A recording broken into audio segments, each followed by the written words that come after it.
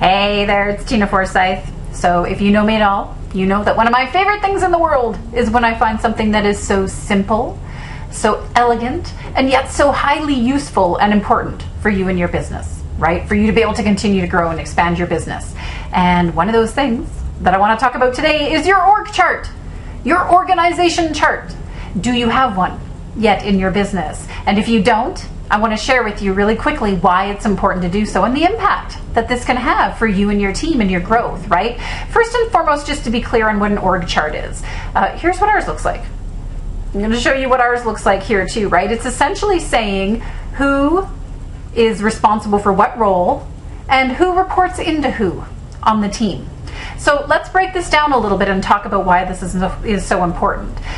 What's very common, I find, especially with a lot of growing businesses, is that as you continue to add more people to the team, there can be confusion over who is doing what and who's responsible for what, right? So there can be confusion from the perspective of, does this person do this or does that person do this? Or maybe this person does that, but this person thinks they're supposed to do that, or whatever it is, right? Now this can be true, again, even if it's just you and one or two people on the team. It can be true if there's like 10, 20, or 30 people on the team, right? The same level of confusion can happen when people are not clear on their roles and their responsibilities.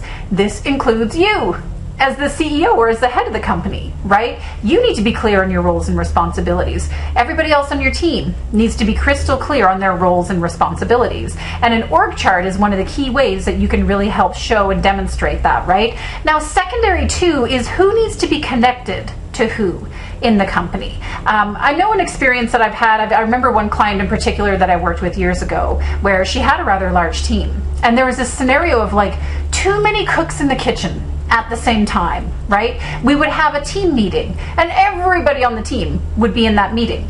Quite honestly, most people on that team did not need to be in the meeting at that time, right? Another aspect of the org chart that's really important is sort of the flow of communication. You know, who reports into who is responsible for each person. And so it's not a matter of like all of us need to be together all the time. That doesn't make sense for the most part, right? That can become a huge waste of time and energy for all kinds of people on your team. It's more important to know who needs to communicate with who. So just again, the example of our org chart here, right? What I do each and every week, I have a team meeting each week with Tiffany, who's our COO, she's our OBM, she does business development. I have a meeting with her each week, right? From there, Tiffany has a meeting with the rest of the team as it applies. As you can see on our org chart, you know, it's up to Tiffany to meet with other people and to let them know what they need to know as part of the role of their job too, right? So looking at the org chart really kind of has clear definition of who needs to kind of communicate what to each other, and likewise who's communicating into who. You know, I don't have our social media gal, for example, I don't have Heather reporting into me. She reports into Tiffany. She talks to Tiffany. If and where I need to communicate with her, I do, right? But from the perspective, the day-to-day and clarity for her of knowing who she needs to report into, who she needs to ask questions of, etc., that's all shown here on this org chart, right? So it's such a simple thing, you guys. Again, it's really such a simple thing, and I invite you to take a look at this. Take a look at what your org chart would be. Get very clear on the role for each person on your team, as well as who they report into, who they communicate with at each level as well. And ideally, especially as your team continues to grow, there's not that many people that should be reporting directly into you, right? Which could be a whole other topic in and of itself. But I really encourage you to go ahead and create this org chart. Amazing tool, and likewise share it with your team too, right? So that everybody's clear on who's responsible for what and how the whole thing fits together as well.